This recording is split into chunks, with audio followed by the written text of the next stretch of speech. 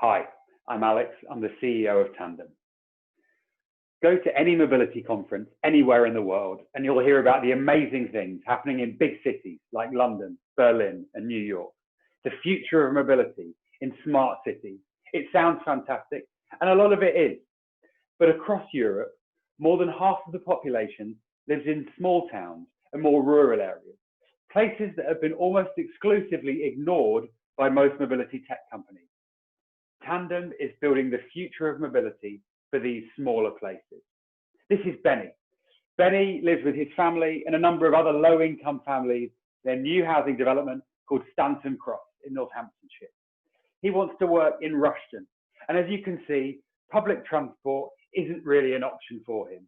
It would take almost 90 minutes, and actually that bus doesn't even run at the time he wants to do his shift. Walking's not really an option either. It would take him almost 2 hours one way. But the crazy thing is it's actually not that far if you have a car, just 12 minutes. But like a quarter of residents in the area, he doesn't have a car, and nor should he have to. And this is exactly the problem that Tandem is solving.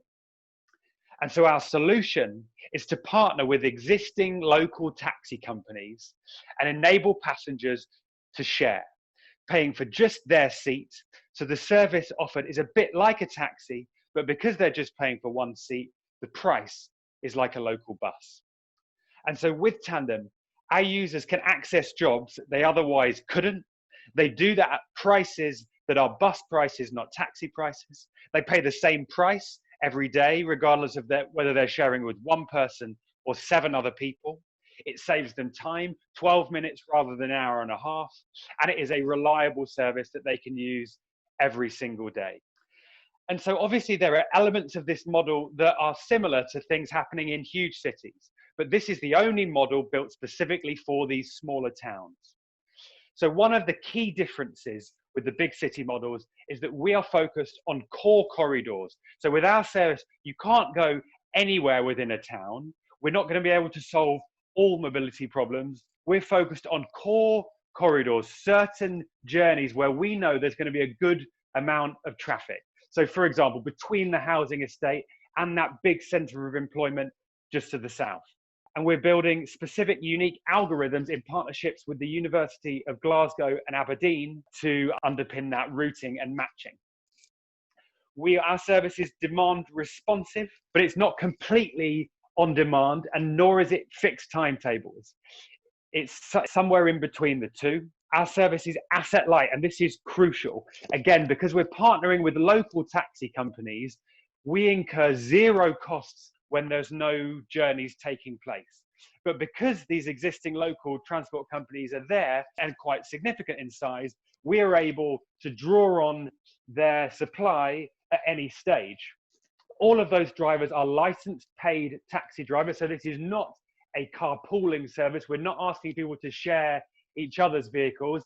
In the UK, at least, that kind of service can add value, but there's lots of people who aren't open to sharing their private vehicles. And unlike kind of huge bus companies or coach driven services, these are small, agile vehicles, ideal for these less dense geographies.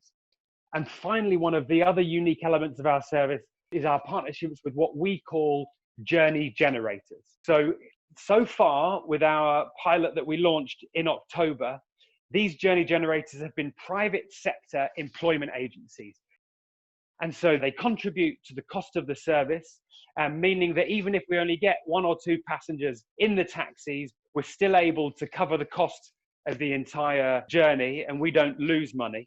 And they're doing that again because it means they can place people into roles that they otherwise wouldn't be able to fill.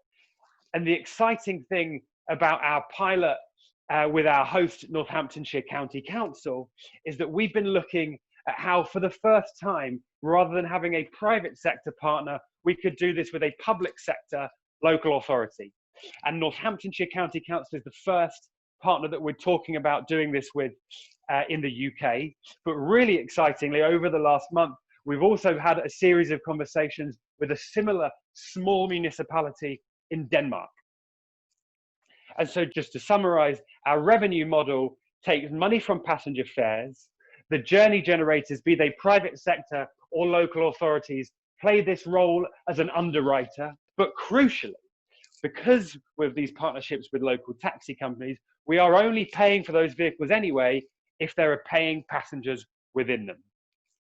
This is an £800 million business opportunity in the UK and a 10 billion opportunity in the rest of Europe and the USA. And we calculate that by just looking at the 1 million agency workers in the UK, half of whom on average live in these towns of 10 to 200,000 people, and multiplying that by the average expenditure on transport. Even if we just take the quarter of people in these towns who don't own a car in their household, this is at least a 200 million opportunity in the UK alone. We launched our first site doing this in October. We've had over 3,000 journeys to date, and despite the global pandemic, we've managed to triple the number of journeys since February. And several workers are now using this to get to jobs that they otherwise would not have been able to access. And so the pilot plan that we've been working on with Northamptonshire over the last 3 months focuses on this new housing estate. Our host notes that there is going to be significant demand, but that demand is going to be spread out across the day. And the thing that he finds most appealing is that this model is based on only paying for journeys when they are specifically requested.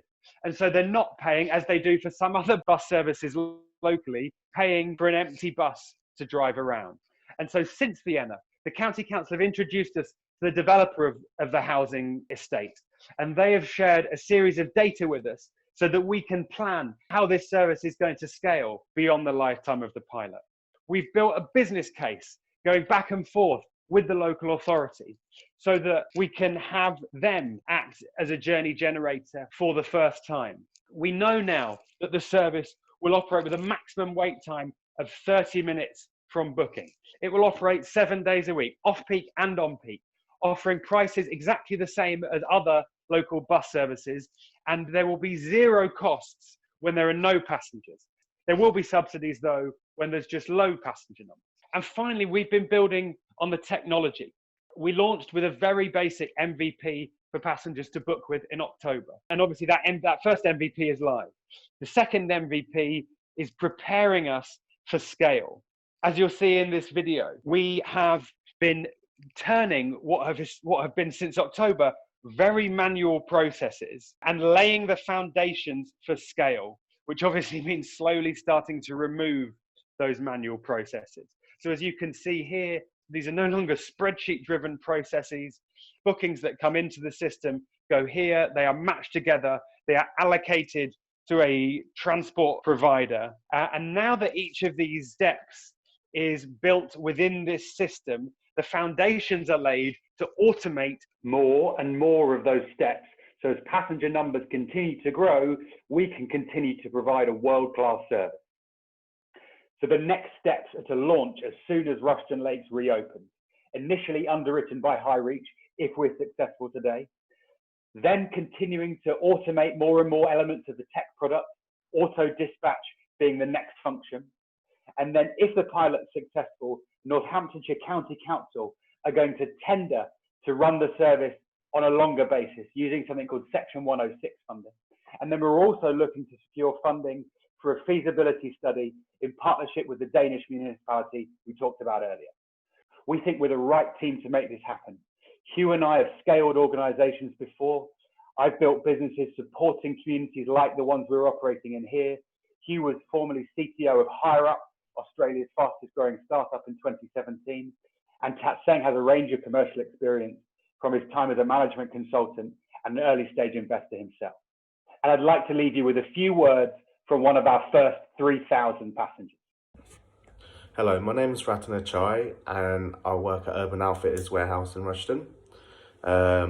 I've been using Tandem service since the lockdown was implemented because of the new rules. The bus time was to be cut down, and my only option was to walk 2 hours, lose my job, or pay a ridiculous amount for the local taxis. Like without their service, I would be out of a job. Honestly, I thank Tandem so much. Thank you.